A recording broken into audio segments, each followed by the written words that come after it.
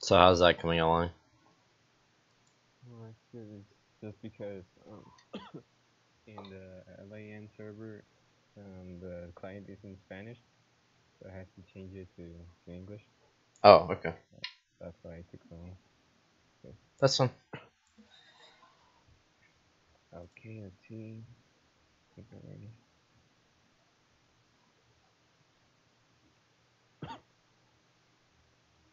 Okay, can you see it? Yeah, we're good. Okay. Okay, so you want me to play a ranked game, right? Yeah, we can play a ranked game, Oh, or yeah. Let's see if or I can sorry, look at the screen. we could play any type of game. It doesn't have to be ranked. Or like I said, if you have a game on your match history, you can download that, and I can walk you through on how to share that with me. In that case, you don't even have to share screens. Like I could share screens, and share that replay to you. Okay, do you have one? I believe um you went really wrong, but Sorry, what was that? I do have a replay about of Riven, but I don't think it's. Oh, we can use this one if you want. Whichever you'd prefer. If you think it'd be a good game that you, um, like the best game for me to coach would be a game where you struggled a lot, or like you didn't know what to do, or maybe you got really far behind, or just lost your lane or something like that. That would be a really nice game to go over. But if if you don't have a game like that, or if there's not a game you want to go over, then we could always just do a live game if you're comfortable with that. Okay, I think I do have in my match history. I don't have like a. I think this game I have with Riven is just like a troll game because I was looking for the enemy top laner and there's like two AD carries, so I don't think it's yeah. Yeah. Let's see. I do have this app so I can see the replays. There we go. There's a lot of replays here. Oh yeah, we struggled in this one. Oh, I'm gonna just tell you a little bit about me. In order for you to understand this match, I'm actually in a competitive team in my country. Okay. So we were just practicing, and then just a lot of masters and challenger players popped out, and we just struggled out pretty much about this game. Actually, I'm just starting to play Riven, and that's why I wanted to have a like a coaching time because I don't really understand how to play with Riven Okay. Yeah, that's because fine. I'm used to play like champions like Renekton, Jarvan, and Jace, but Yeah, I just can't figure how to play good with Riven. yeah, and the cool thing about having a coaching session like this is not only can I help you out with playing Riven, but I can also just teach you how to play top lane in general, or like help you, just learn like rotations and certain mechanics that'll help you out a lot in the top lane. So it's really nice in that sense. Okay. Yeah, I believe this one was the most difficult one. Let's see if I can play.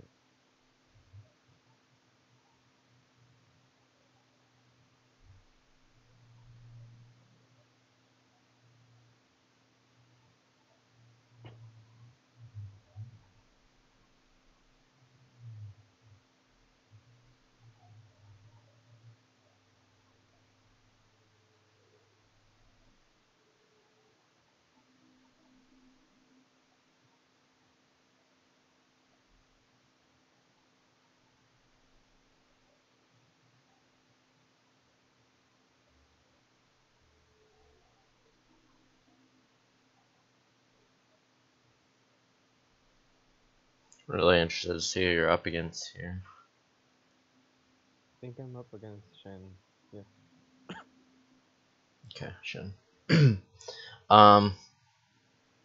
All right, so Shin has a really strong early game just because his Q is really low cooldown, and with his passive, it gives him a shield, and then on top of that, he also gets the enhanced auto attack damage. So with almost any champ, but with Riven specifically, you want to just not mess, or like you don't want to fight too much with Shin until like maybe level 3 or even level 6, like when you get your ult. I mean, the cool thing about matchups like Shin or Jace is that at level 6 they don't get their ult. They just get another skill point. So, Mm. um, with people that already have their ults at level 6, you usually outscale them or you usually can win trades just because, once again, they don't have that ult. Shin specifically, he can ult and shield teammates, but he can't do that on himself. And also, it's not a combat ult. You can interrupt it, and once again, he can't use that for combat. So, level 6 for sure, Riven wins trades, like all trades against Shin. Okay. Okay, so you want me to? Yep, you can start it. Okay. Okay. This and You also just double click on one of the portraits on the right side to whoever you want to focus on. oh, okay. Thank you. Yep.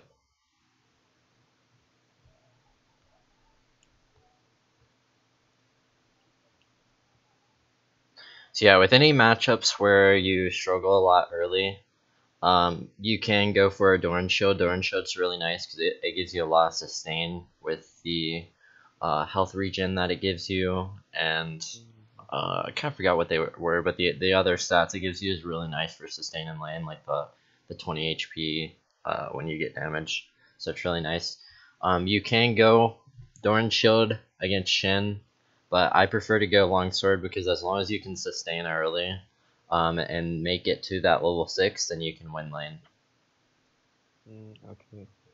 I actually have a question about that. I Yeah. use a web page that I believe it's called op.gg. Yep. Yeah. Okay.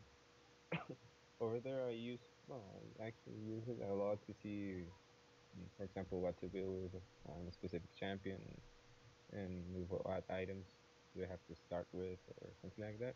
Hmm. And yesterday, when I was playing this game, I looked up and I found that most players start with Doran blade. I don't know if you knew that. Um. Yeah. It's kind of like a preference sort of thing. If you're comfortable with winning lane early, or if you're comfortable with like winning trades early, you can go Doran's Blade. The only issue with that is that you're missing out on pots. Instead of 3 pots with Longsword or 2 pots with Doran's Shield, you only have 1. So if you mess up early, and you waste that 1 pot, then you're gonna be in trouble. You're gonna be pretty far behind. So you have to be careful about that. Yeah. But Doran's Blade's also really nice if you get an early kill.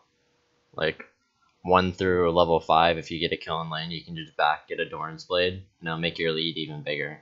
It'll make it easier to duel the opponent. Okay. But I personally don't start Doran's Blade very often. Like if I'm up against a Fiora or I don't know, just some specific matchups, I will. But for the most part, I either start Longsword or Doran's Shield. Okay.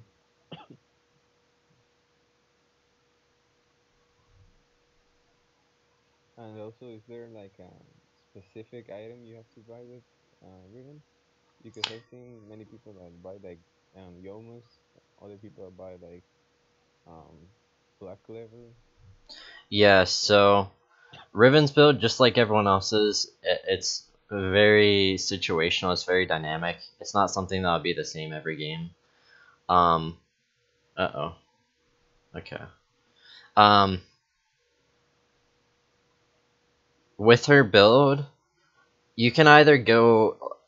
Honestly, the two most viable builds, like the core builds, are just lethality, the lethality build, because of the lethality buffs, and then the normal build. And I'll go over the normal build in a bit, but the lethality build's only strong against squishies because lethality is only strong against squishies. So you only want to be going lethality when there's like 3 or 4 squishies on the enemy team, and other than that, you want to be going the normal build. And for the normal build, we want to go Caulfield's first. We want to go our Warhammer first, just for the nice early stats. Then from there, we go Black Cleaver typically. If you get fed, you could go. You could maybe go Ghostblade if you get fed. But I would stick to Black Cleaver for the most part, or if you get fed, you could even rush Death Stance. But you want to go Warhammer, Black Cleaver, and then finish your Warhammer into an item after that. So you get either Maw Mortius or you get Death Stance. And then from there, everything's situational. If you get really fed, you could get Hydra, you could get Last Whisper, you could get QSS. You could also go a little on the tanky side with like Randuin's Omen, Frozen Mallet, GA. GA is like a really good item on Riven because we get the nice BF sword. We get a lot of damage from that, and then we also get the armor, as well as the passive, which brings us back to life. So that's really nice. What else is there? There's Bloodthirster as well. Bloodthirster is a nice item with tanky items because it gives you a lot of sustain. So if you go tank, Bloodthirster's a really nice item to have. I think that's about it. Yeah, I've seen many people that say that Hydra is like a core item. What do you think of that? No, Hydra is not a core item anymore. It used to be in like Season 3, Season 4. But now there's just better value early items. Hydra is really strong, however, if you get really fed early. So if you get like 2 or 3 kills, Hydra's a really nice item because it gives you burst, it gives you sustain. And yeah, I mean, it gives you burst and sustain. So if you mess up a trade, well, you have sustain, so you can make up for that. And you also have that burst, which makes it easier to win fights. Your Skype actually froze on me here. Not quite. Okay, right. Yeah, it's like at 5:58. 5:58. Yeah, with the Shin matchup, like I said, we don't want to be fighting pre-level 5 too much unless he makes an obvious mistake, like maybe if he wastes his W or if he uses his taunt or something when he shouldn't. Other than that, we don't want to be fighting too much, and we wait till level 6. And then once we get level 6, we can use our ult to our advantage, and the lack of him having a combat ult to our advantage. Okay. Okay, do you see it? Yep. Okay, perfect. Okay, so he's sub recon. And you're gold 1, right? Well, I just started playing solo queue, so yeah, and I ended up in gold 3, I think, and I haven't played a lot of games. Although I have played a lot of games in Flex because of our team, and we are around like the diamond though. Oh, you are. Okay. All right, that's cool. Okay, so do you understand like wave management, or should I go over some of that? No, I do. Okay.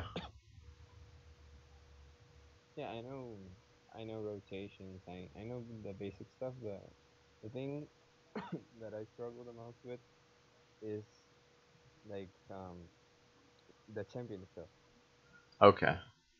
because I've seen a lot of guides and videos and how to do combos and that kind of stuff. But the Mhm. thing is, I never have enough damage to do that kind of thing. Even though I'm fed, I can't just like, for example, even though if I do the combo right, the damage is not enough, for example. Okay. I don't know if it has to do with my build or So after the this other. game, we can go over Runes of Masteries and see maybe if that's it. But with that, and then build as well, I think those are probably the biggest reasons why you want to do damage. But honestly, like a lot of it's just practice, like learning how to fast combo. That's a really big thing on Riven. It like you do a lot of damage with it because you're getting 3 auto attacks off in a short amount of time. And like learning to animation cancel with like EW and ER and stuff like that. It's just Mhm. a matter of muscle memory for the most part. Just gotta get used to doing that stuff. And I definitely recommend the practice tool. Like if you want to start, getting better at your combos and whatnot. Yeah. No, actually, I've done that.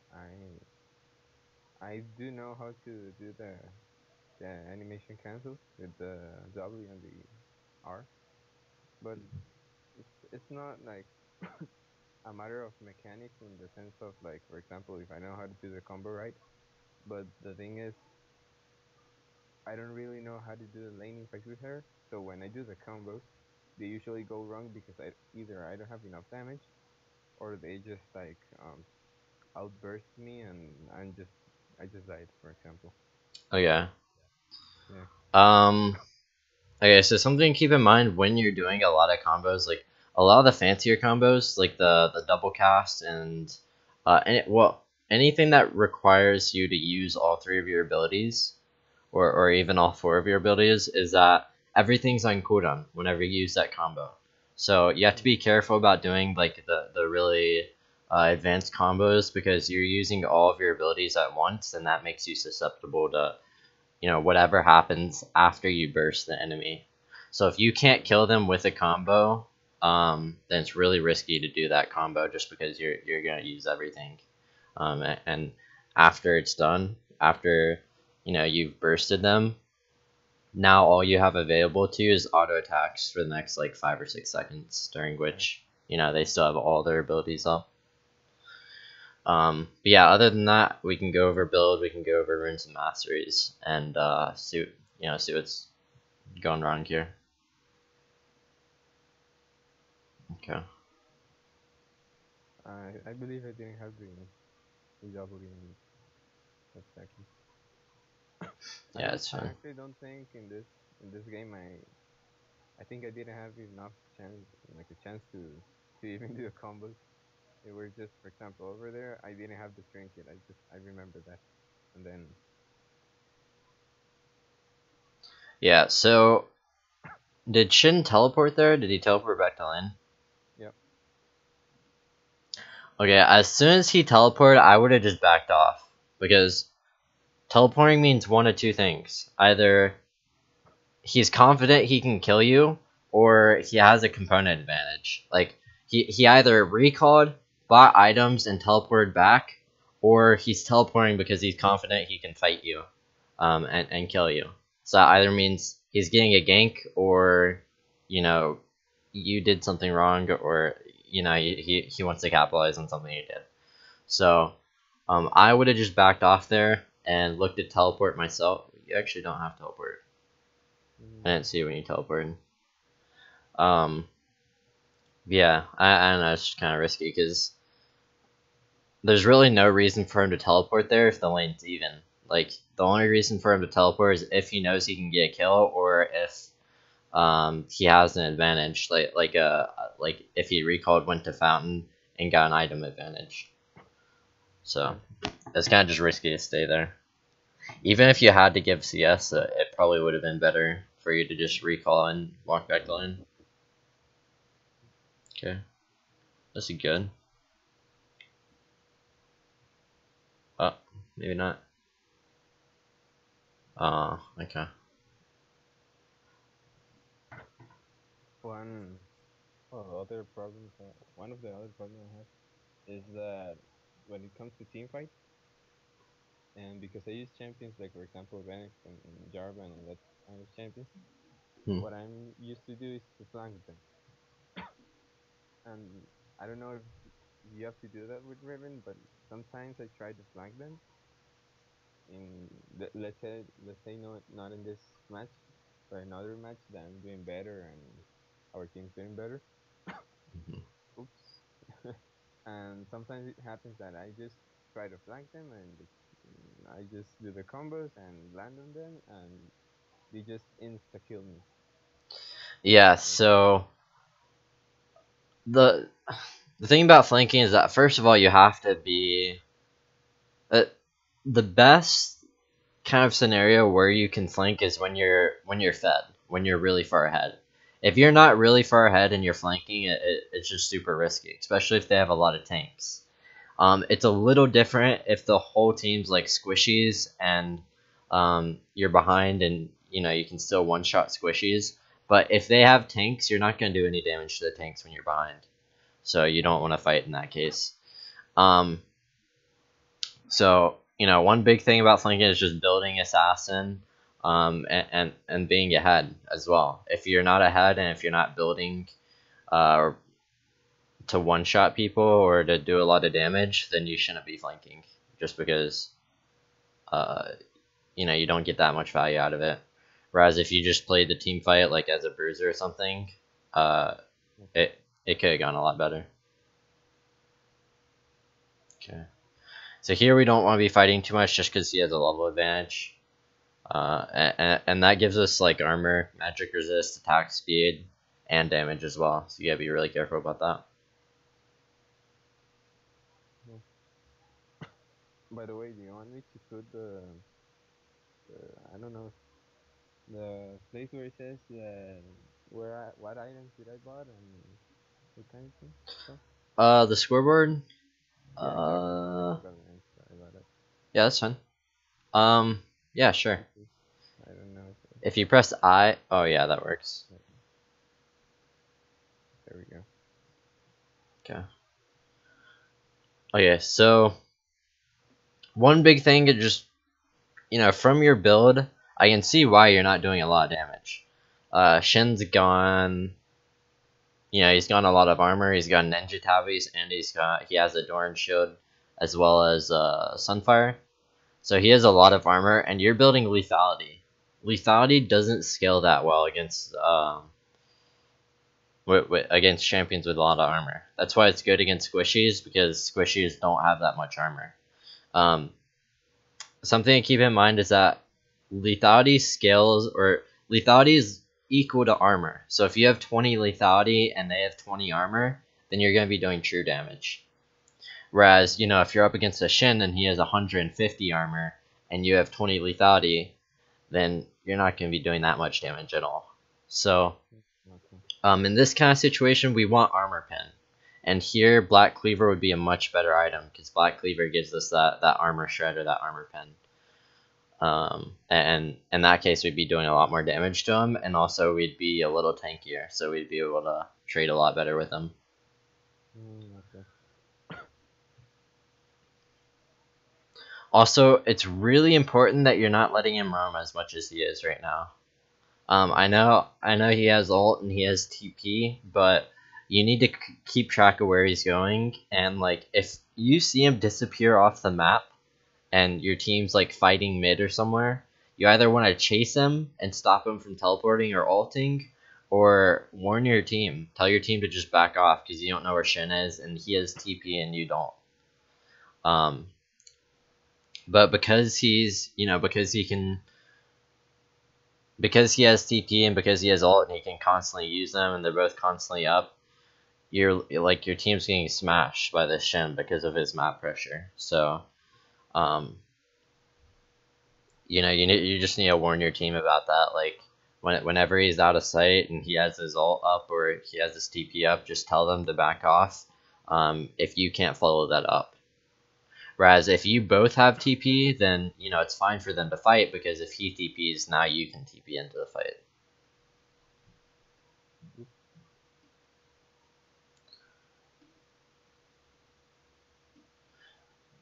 Okay.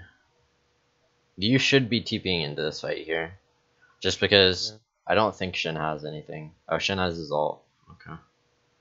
He doesn't have his TP though.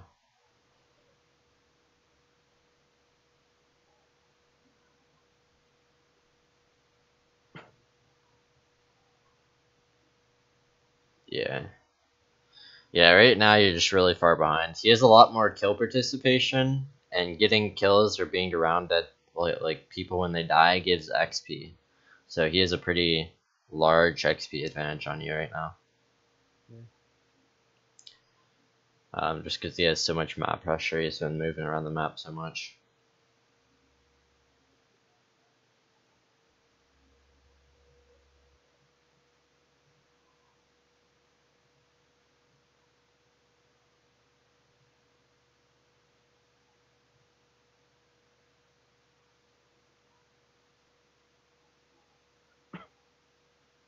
Yeah, this game was awful.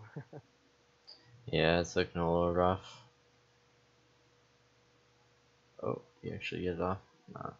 And then getting around front door there. Cool thing about this is I would tell my team to fight right away. Fight mid. Because there's 2 people top and Shin just used his ult. So there's literally no way for them to get mid right now. So your guys mid have a massive advantage.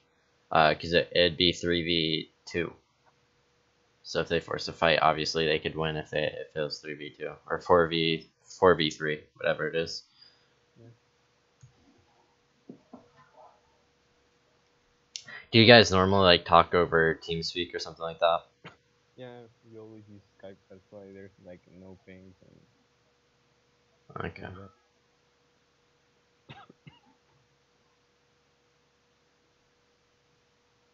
The thing is, in this match, we just got smashed. Yeah. In every single lane.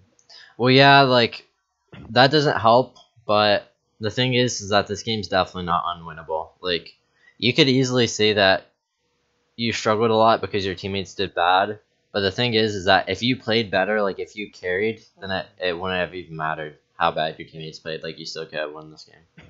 No, I'm actually aware I did terrible in this game. Yeah.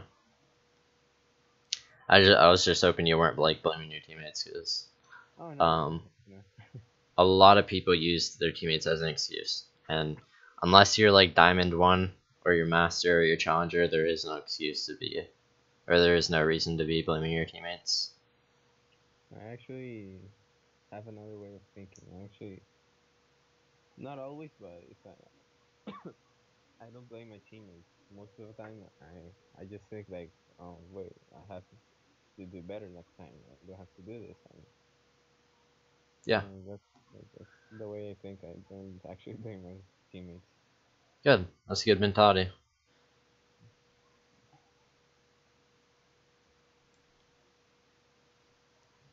Yeah, this is really rough for you guys right now because you're really far behind and it's a team game, so it's gonna be really hard for you guys to catch back up.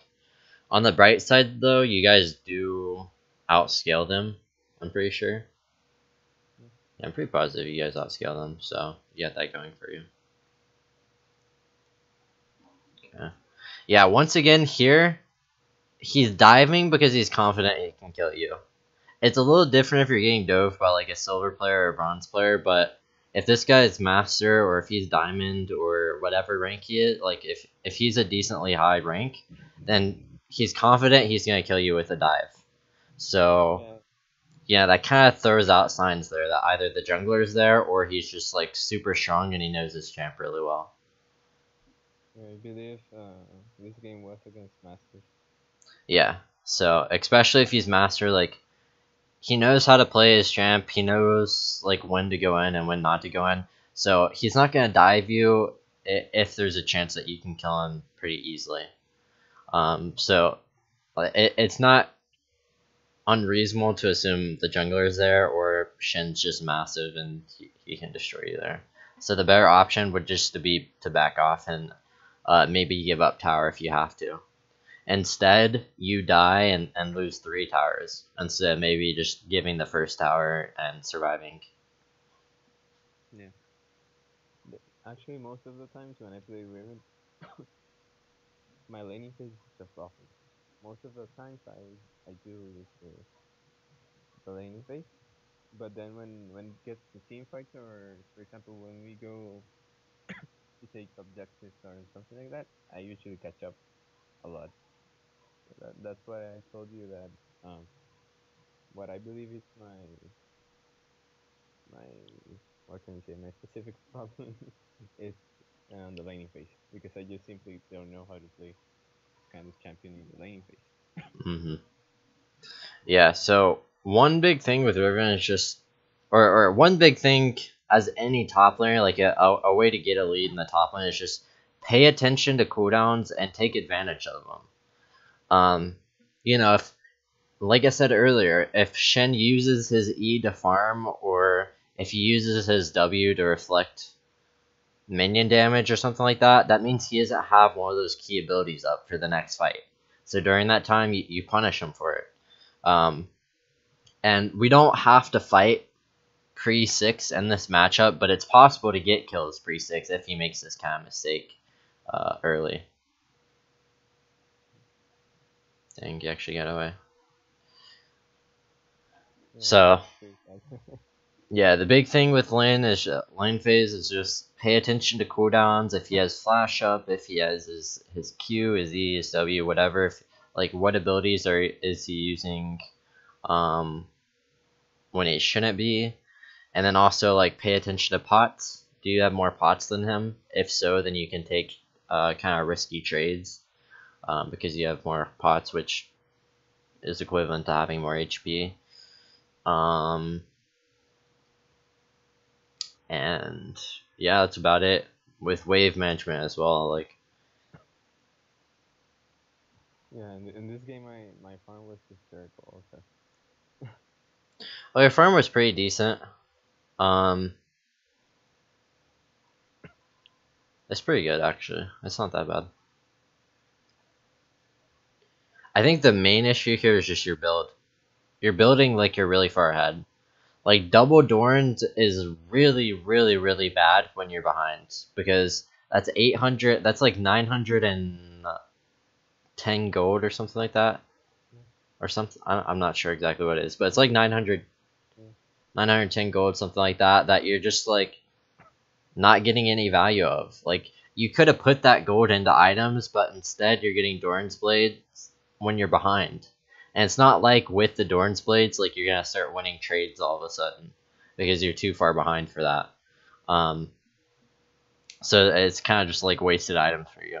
And like I said, it's a little different if you're really far ahead. Like if you're really far ahead, double Dorns is absolutely fine because you can start winning trades much easier than if you went like a longsword.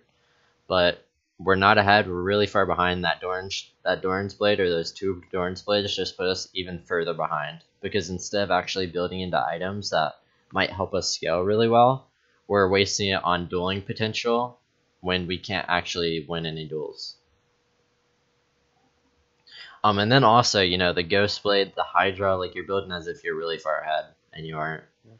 So the better thing to do here would just be to, like I said, go Warhammer, build into the Black Cleaver, especially against Shin. Like having that Black Cleaver against someone that's really tanky early is really important.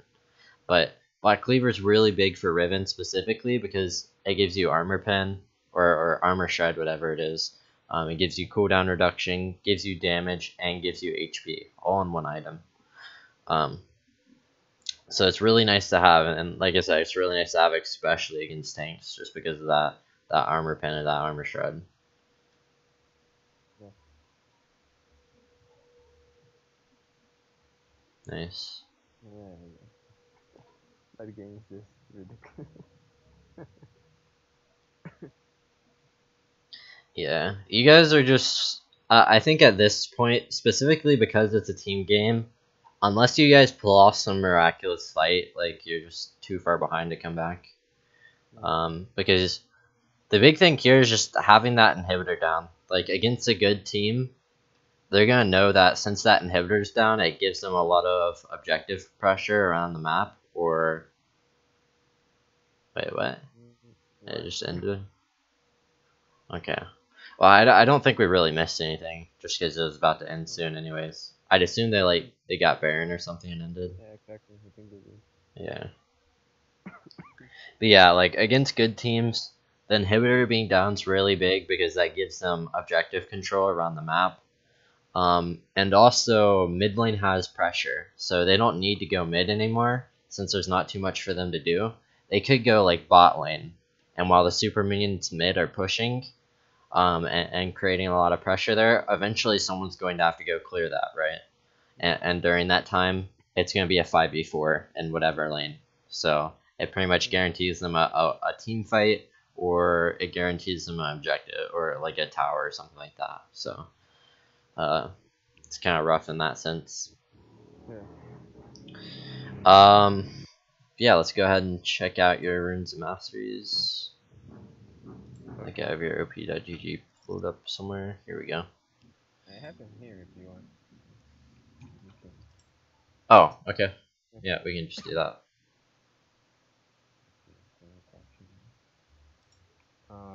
Runes or mastery? Let's do runes first. Usually I use this one. Okay, so okay.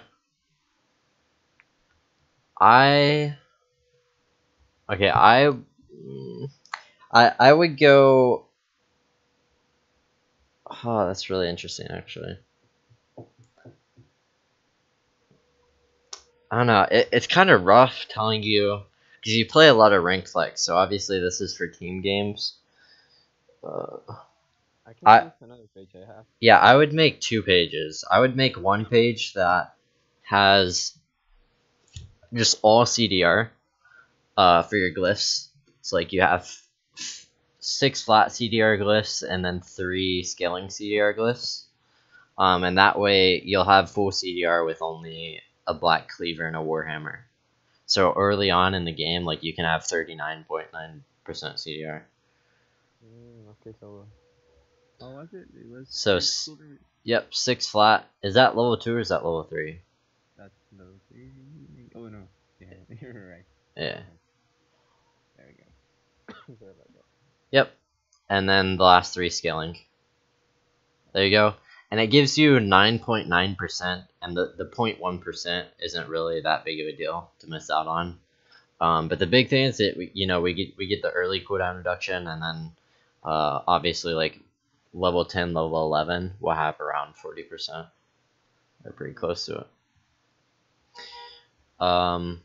So for quintessences, we just want to go attack damage, and the reason we do that is because Riven's abilities scale with AD percentage wise. So the more AD you have, the more like even more so the more AD you have.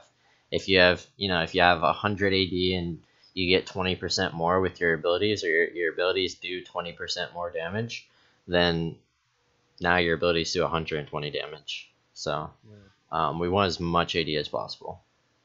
And then for our seals, we just want flat armor. You could go like 3 scaling, but if you do, you have to be kind of careful fighting early. But like level 3, level 4, I think you'll be fine if you go 3 scaling. But otherwise, if you don't want to risk that, then just go full flat. I think I'm gonna go flat at first, and then when I get my, I don't know, more confidence in the champion, maybe I'm gonna try that. Okay. And then with our marks, we just want attack damage once again for the scaling. Nice. And then for your second page, it'll literally be the same exact thing, but instead of cooldown reduction for your glyphs, we just want magic resist. Okay.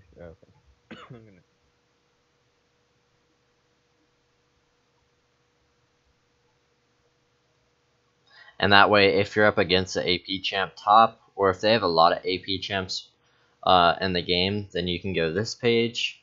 But if otherwise, we want to go our CDR page.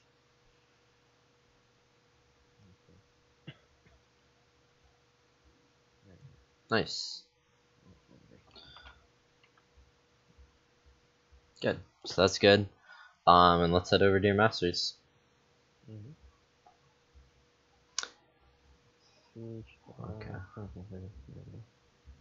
Okay, so with Riven, with 90% of our matchups, we want to go Fervor. Thunderlords is only strong against matchups that we want to burst, and that's not very many. Like with a lot of matchups with Riven, you want to have extended trades, so Fervor is much better for that. And then fervor is just really strong in general. Like you get with full stacks, you do 60 extra. You do like 64 extra damage each auto, which is like an entire item. So yeah, that's a lot of extra damage to get. So yeah, and instead of Thunderlords, I definitely recommend going Fervor a lot more. The only matchups that I really go Thunderlords a lot, or sorry, the only matchups I really go Thunderlords against is like Teemo or Kennen. That's about it. Just because those people, like if you have extended trades, you're gonna lose against them just because their kits counter yours. So you're more focused on bursting them. But other than that, you want to go Fervor for the most part. So, and the Fervor tree, I think the top two are like Fury and Sorcery. Yep. We want to go Sorcery because once again, it gives us that AD. It gives us ability damage, which in our case, our abilities do attack damage, so it gives us AD. And that scales really well with Riven. You can go Fury if you want the attack speed for like animation canceling, but Sorcery is a lot better when in terms of damage. So that's really up to preference, whatever you want there. And next row, we just want Fresh Blood. Feast is only good for range champs or champs that aren't autoing a lot, and obviously Riven's a melee champ. She's autoing a lot, so Fresh Blood just has much better value on her. And then the next row, this one's kind of debatable. You can go either Vampirism or Natural Talent. Yep, Natural Talent's okay because you get the attack damage per level. Obviously, we don't use ability power, so the ability power is kind of useless, but we do get the attack damage, so that's nice. If you're going like Lethality, if they have a really squishy comp or something like that, you can go Natural Talent. And on the flip side, if you build a lot of lifesteal, if you feel like you're going to build a lot of lifesteal or get really ahead throughout the game, then you can go Vampirism. And for me personally, I like to build a lot around lifesteal. With my build, I usually build a lot around the lifesteal, so I take the Vampirism Mastery. But once again, it's up to preference, whichever you prefer. If you want to go lifesteal, then go Vampirism. If you prefer the AD or the Lethality build, then go Natural Talent. I think I'm gonna start with the Vampirism one. Okay. And the next row, between the three, I think the Double-Edged Sword is one that we can just throw out. Like that's just completely out of the question.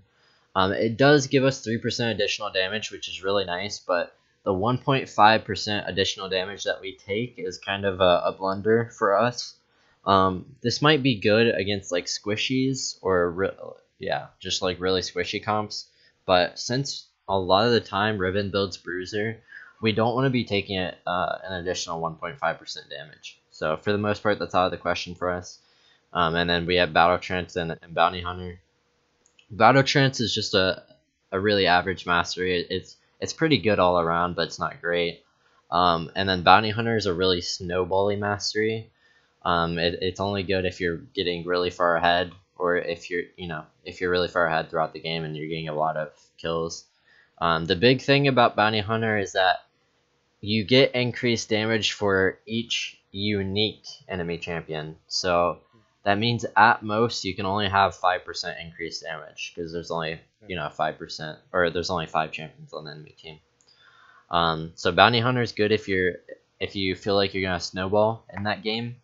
And Battle Trance is otherwise just all around pretty decent for trading a lot in lane. So it's kind of up to you whichever one you prefer. That's actually something I wanted to ask you about. Snowballing, I'm not so confident snowballing because that's not something I've done since I started playing. So actually, I was going to ask you the way that you do the snowball with Riven, because I'm not too familiar with snowballing. So. Well, snowballing's literally just using a lead and then getting even more advantages out of that. So for example, I get a kill top lane and I also deny them CS as well because they died. So now, I got pretty big off of that kill. I got a lot of gold from the kill, and then I get even stronger now because I denied them CS. And then once I recall, I get even stronger because I got more items. So snowballing's just progressively getting stronger because of whatever, good decisions you made earlier. So Okay. that's just getting fed, or using your advantage to get even more leads or even more advantages. Yeah. So I Yeah. can't really tell you how to snowball. It's just, I mean, like I said earlier, that's just getting, figure out what kind of mistakes they're making in lane, and taking advantage of that. No, I usually do that, and the thing is, I didn't knew what the word snowball meant. For example, I didn't knew that there was a word to describe that whole process. Yeah, yeah, that's the way you're talking about. That's kind of what I figured it was. So that's why I Okay. explained it. Yeah, yeah. It's because I usually do it because I play champions like Renekton, and then I have to do that a lot. But I didn't knew there was like a word for that. So Yeah, that was like the question. Yeah, in that case, I'm gonna try to do it because it's like my kind of like my playstyle. yeah. With Riven, it's really, really strong because Riven herself is a really snowbally champ. The longer the game goes on, um, up until like 40, 50 minutes, Riven scaling's really, really good. Because each level, she gets a lot of damage, and she has a lot of abilities, and with her animation canceling, all that stuff, she just, after she gets one kill, she just gets really big compared to other champions, and it becomes a lot easier to get more kills from that initial lead that you get. So Okay. Riven's a really good snowball champ, just because, like I said, one kill can get you fed real easily. Okay. Um, and then in the next row, we just want the armor pen because we're Yeah. AD. And finally, we go Fervor. Or, Warlords is really situational, and I don't really want to go into detail about that, but you can read up on that if you want. And then Deathfire obviously is for AP, so we can just put that out of the question. okay. All right, and then next we want to go into the resolve tree because we want to be somewhat like because a lot of the time we're going bruiser, so we want to be somewhat safe. If you want to be really cheeky, if you want to play kind of risky, you could go. You could put the rest of your 12 points into the cunning tree, but I prefer just putting them into the resolve tree because it's a lot safer. Yeah. So, in the resolve tree, recoveries the better, and the first row recovery is much better, just because the alternative, I think it's unyielding, um, Yep. gives you bonus magic resistant and armor. And what bonus armor and magic resist are is magic resistant armor that comes from items. So like if you built like gargoyles, for example, it gives you 1% based on that. So since we're not building tanky, this isn't even much of an option for us. We do build a lot of HP as Riven sometimes, but we don't build a lot of resistances. So this really isn't much of, we really don't need it. Um, and then in the next row, Siege Master is completely out of the question just because it's not that good value. And then Explorer's out of the question because we're not roaming so much that we need the extra movement speed. And then also, if we go Explorer, we're missing out on the stats from Tuscan, yeah. So Tuscan's just much better. You take 2 less damage from champions, and it has no cooldown at all. So every single attack, you take 2 less damage. And 2 less damage doesn't seem like much, but if you guys have 10 trades a game, and each trade you go through I don't know, 40 autos plus abilities, then that adds up to 80 HP, which could be pretty significant in a fight. So it may not seem like much just from the mastery, but it as the fight progresses and as it stacks up more, it starts to be more meaningful. Yeah. Okay, and then in the next row, we have 2 more that are really debatable: Veteran Scars and Runic Armor. I personally go Runic Armor because, with Vampirism it's really nice because it gives you increased lifesteal, but also your shields are stronger, so that's good for your E. Your health regen's stronger. And I don't know what healing is, but whatever, that's stronger as well. So I think that's really nice because it just gives you a lot of stats. And the shields and the life steal are pretty significant, and Riven's kit as well. But you could also go veteran scars if you're trying to fight early. And the reason this is better early is because if you have 50 more HP, that means that they have to attack you more to kill you than if you didn't have that HP. So while runic armor is good because it scales really well, because it's percentage wise, veteran scars gives you flat 50 HP, which is good for fighting early. So it's kind of up to whichever one you want to what kind of play style you want to use and which master you prefer. I think in this case, because I'm trying the vampire thing, I think I'm gonna try this one. Okay. Yeah, and I think it has more sense. Yep. And then finally in the last row, we don't want was it perseverance? I think the middle one. Yep. Hey, I'm on point. We don't want perseverance because like we're not going to be that tanky. Where health regen's like a big thing for us. So that's kind of out of the question. We're not like a super tank as Riven. We're just a bruiser.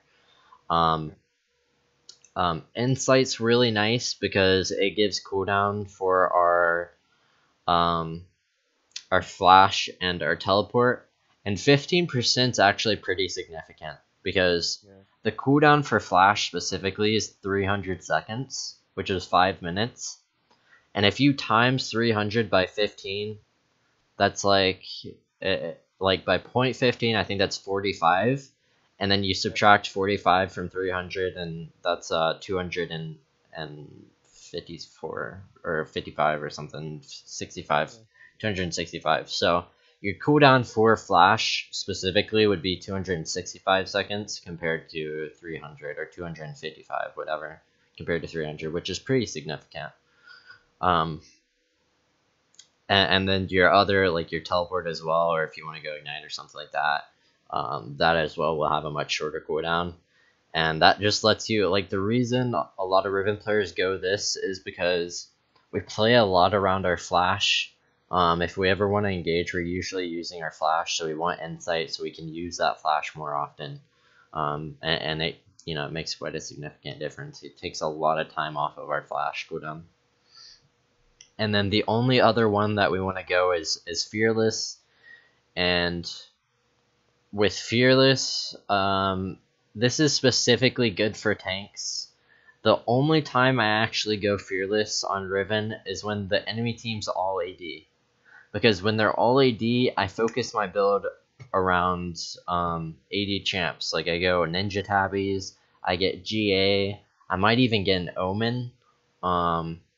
And with all that, with all that armor and stuff, and the 10% increase from Fearless, or the 11.5%, whatever it is, you end up with a lot more armor. Like if you have 300 armor, then you get 333. So this is really nice to have if you want to stack like either MR or armor.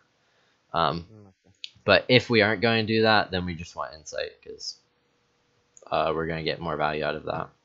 So that's really just matchup base.